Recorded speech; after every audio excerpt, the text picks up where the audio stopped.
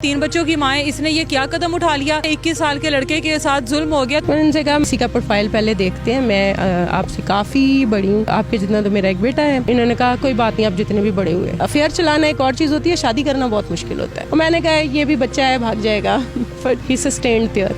तो मैंने कहा नहीं, खुदा हाफिज। उनके दोस्त की कॉल आई कि जी उसने गोलियां खा ली। मैं क्या ड्रामा है। मैंने कहा ओके, मेरे भी गुर्दे में दर्द है, मैं हॉस्पिटल जा रही हूँ। मेरे पास ऐसे स्क्रीनशॉट्स भी पड़े हुए कि जी आप हमसे एक रात के लिए हमारे पास आ जाओ और 50,000 ले लो और ये और वो, इस तरह की गंदी गंदी ऑफर्स। तो ऐसे लोगों की बजाय बेहतर है कि आप एक अच्छा तरीका अपनाएं, निकाह करें। ऐसे लोगों को शटअप कॉल खुद ब खुद हो जाती है। निकाह किया जाए, ज़ना के बजाय निकाह को तरजीह दी जाए, ये बेहतर। इतना एतमाद या इतना यकीन या ये बात दुनिया के किसी शौहर में नहीं होगी। फरहान का मोबाइल मेरी फिंगर से खुलता है।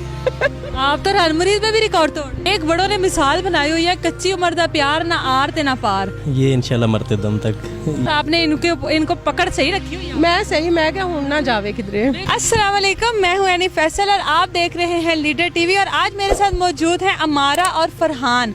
अमारा की उम्र है 40 साल और फरहान की उम्र है 21 साल। इनकी मोहब्बत की दास्तान शुरू हुई है टिकटॉक से। आज तक हम लोग सुनते आए थे कि फेसबुक की मोहब्बत बैरून मुल्क से लड़के को यहाँ पाकिस्तान तक ले, लेकिन ये मोहब्बत शुरू हुई टिकटॉक पर, फेसबुक तक गई और आखिर में इख्तिताम इसका हॉस्पिटल में जहर खाने के बाद। फरहान ने अमारा का दिल जीत लिया जहर खाने के बाद और आज अमारा और फरहान आपको एक साथ बैठे हुए नजर आ रहे हैं। इनसे पूछते हैं इनकी मोहब्बत की क्या दास्तान है कि फेसबुक से हटकर अब क्या टिकटॉक पे नई मोहब्बत की दास्तानें स्टार्ट होंगी।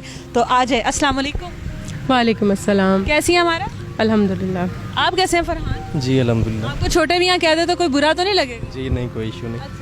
हमारा मुझे ये बताएं, फेसबुक की मोहब्बत सुनी थी कि फेसबुक पर किसी बाहर के लड़की को, किसी लड़के को मोहब्बत हो गई और वो सब कुछ छोड़कर पाकिस्तान आ गए। ये टिकटॉक की मोहब्बत की क्या दास्तान का नया ट्रेंड आया है? टिकटॉक पे सब रियल होता है।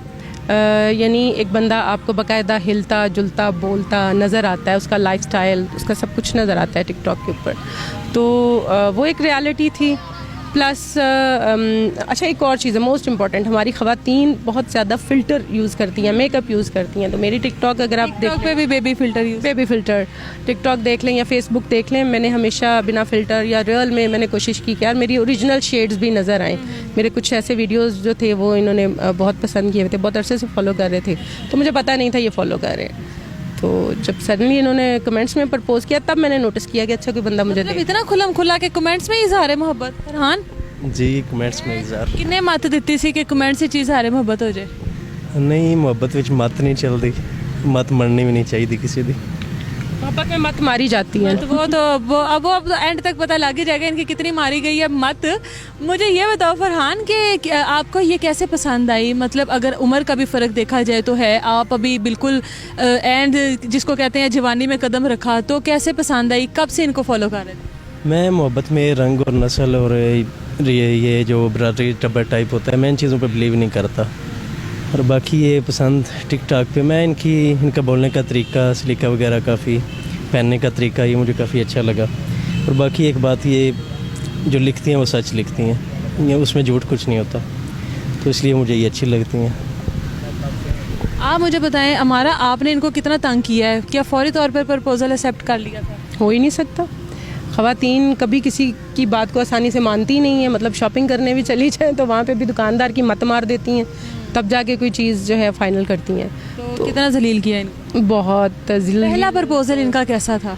पहला प्रपोजल मतलब एक कॉमन मुझे लगा, क्योंकि फेसबुक पे नॉर्मली मैं वीडियोस उन दिनों उसी टॉपिक पे बना रही थी कि बहुत सारे लोग थे जो मुझे बार बार यही शादी कर लो, आप शादी के लिए मान गई तो 100 देगें चढ़ाऊँगा और ये वो, मैं उसी पे बना रही थी। तो ऐसे में फरहान का प्रपोज़ल भी मुझे मतलब जस्ट फ़नी लगा ना, और मैंने उसी तरह फ़नी वे में इनसे कहा, मेरा एक भतीजा है जो उनकी इसी एज का है, उसको मैं अपना बेटा कहती हूँ। मैंने इनसे कहा, मैंने कहा किसी का प्रोफाइल पहले देखते हैं, मैं आपसे काफ़ी बड़ी हूँ और आपके जितना तो मेरा एक बेटा है। तो इन्होंने कहा कोई बात नहीं, आप जितने भी बड़े हुए। तो फिर मैंने शाम को इनसे बात की इनबॉक्स में, मैंने कहा क्या मसला है? तो मैंने देखा कि मतलब ये लगातार एक ही कमेंट और बड़े सीरियस होके वो कर रहे हैं। तो मैंने इनसे इनबॉक्स में बात की, इन्होंने मुझसे नंबर मांगा। मैंने कहा भाई नंबर तो मैं यूज़ ही नहीं करती ना, सरासर झूठ बोला मैंने। तो वो नंबर फिर इन्होंने कहा अच्छा ठीक है, मुझसे नंबर ले लें, मेरे नंबर पे व्हाट्सअप बना लें, मुझसे बात करें।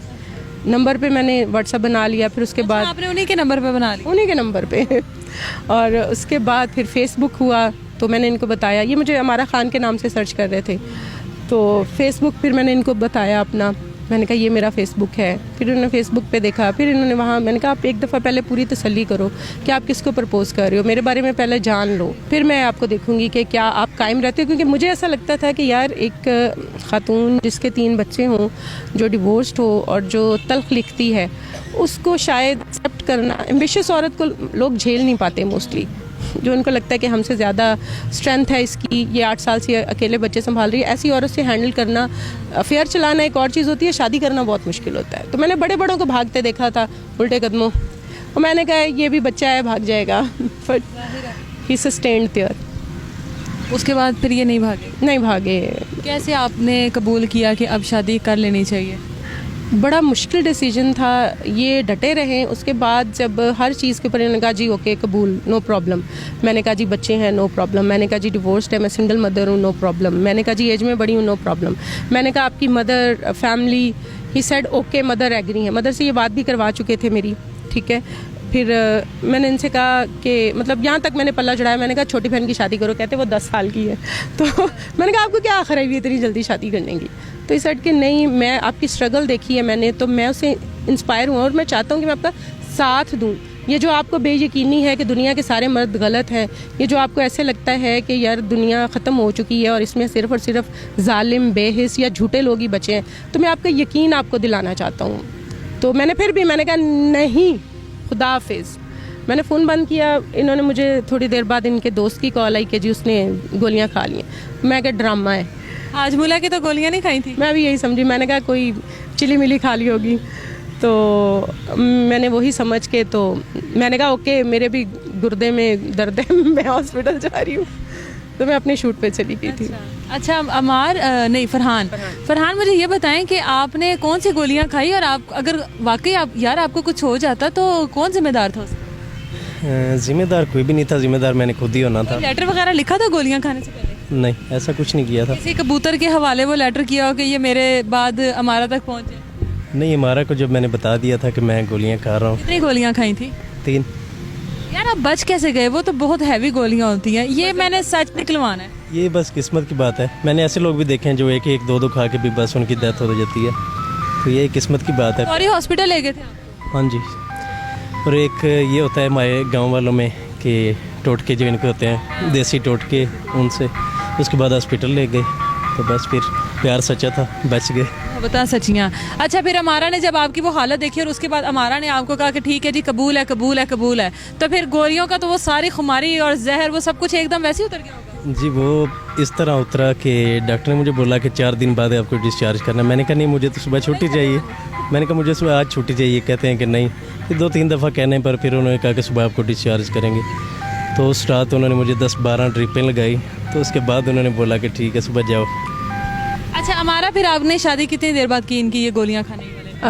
8 को इन्होंने गोलियां खाई थी और 17 को हमारा निकाह था। मतलब वो दिन बहुत ही मुश्किल से काटे होंगे। मैंने बहुत सारी ऐसी चीज़ों को जो मैं मतलब अगर शुरू करूं, यहाँ पे मेरे पास ऐसे ऐसे स्क्रीनशॉट्स भी पड़े हुए कि जी आप हमसे एक रात के लिए हमारे पास आ जाओ और 50,000 ले लो और ये और वो, इस तरह की गंदी गंदी ऑफ़र्स। तो ऐसे लोगों की बजाय बेहतर है कि आप एक अच्छा तरीका अपनाएं, निकाह करें। ऐसे लोगों को शटअप कॉल खुद ब खुद हो जाती है। आप हमारे क्या कहेंगे? अब ये ना कहना तमाम, सॉरी फरहान आपके, अब ये नौजवानों को ना कहना कि कोई इस तरह आपके साथ नहीं प्रपोजल आपका एक्सेप्ट करती तो जहर खा लेना और मर जाना, इसके अलावा और नहीं, मैं तो यही कहूँगा कि जहर वाला तरीका तो गलत है, सरासर गलत है, तो ये तो ना अपनाया जाए। और बाकी ये है कि निकाह किया जाए, ज़ना के बजाय निकाह को तरजीह दी जाए, ये बेहतर। ले जी फरहान का जो मैसेज है बहुत अच्छा था ये कि ज़ना से बेहतर है कि आप लोग निकाह कर लें, और अगर छोटी उम्र में और बड़ी उम्र की लड़की के साथ निकाह किया तो ये तो सुन्नत भी है, इसमें कोई बुरी बात नहीं है। अगर इस चीज़ को हम लोग टारगेट करें कि ये लड़के ने क्या कर लिया, क्यों इतनी बड़ी उम्र की लड़की के लिए जहर खा लिया, या हम अगर लड़की को टारगेट करें कि 3 बच्चों की माँ है, इसने ये क्या कदम उठा लिया, एक बेचारे 21 साल के लड़के के साथ जुल्म हो गया, तो इसमें कोई बड़ी बात नहीं है। अगर आप लोगों के दिल मिलते हैं, अगर आप लोगों के जहनियत मिलती है, 60 साल का तो आदमी पठानी खरीद के लाता है जो 15 साल की होती है, बिल्कुल ठीक है, और वो खरीद के लाता है, उसके साथ शादी भी नहीं कर रहा होता, वहाँ पे कोई नहीं बोलता। मदरसों में 4-4 साल के बच्चियों के साथ रेप होता है, बच्चों के साथ रेप होता है, गली मोहल्लों में आपके रेप आम है। तो इसकी बजाय अगर आप निकाह को आसान कर देंगे, अगर पेरेंट्स जैसे इनकी वालदा ने समझा, मेरे वालिद ने समझा, हम आपसे शेयर करेंगे वो पिक्स जो मेरी वालदा से इनकी वालदा से मैं मिली और मेरे वालिद से ये मिले।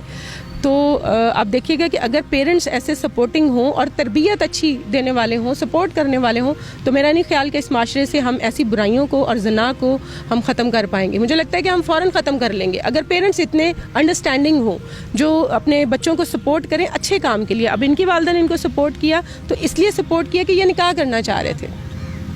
बिल्कुल जी, सारी बातों की एक बात है, जहाँ पर आपके दिल मिलते हों, आप लोगों की आदतें मिलती हों, आप लोगों को लगता हो कि आप लोग एक दूसरे को सारी ज़िंदगी बर्दाश्त कर सकते हो, वहाँ पर उम्र को बीच में बिल्कुल नहीं लाना चाहिए। बस जल्दी से निकाह कर लेना चाहिए और अपनी ज़िंदगी हंसी खुशी बसर करनी चाहिए। हमारी बेस्ट विशेज़ हैं फरहान और अमारा के लिए कि ये अपनी आने वाली ज़िंदगी में हमेशा खुश रहें। अमारा ने जितना भी सफ़र करना था कर लिया, अब आने वाली ज़िंदगी दोनों की अच्छी गुजरे। अपना बहुत सारा ख्याल रखिए। मैं दोबारा मिलूँगी किसी नई स्टोरी के साथ, तब तक मुझे इजाज़त दीजिए। अल्लाह हाफ़िज़।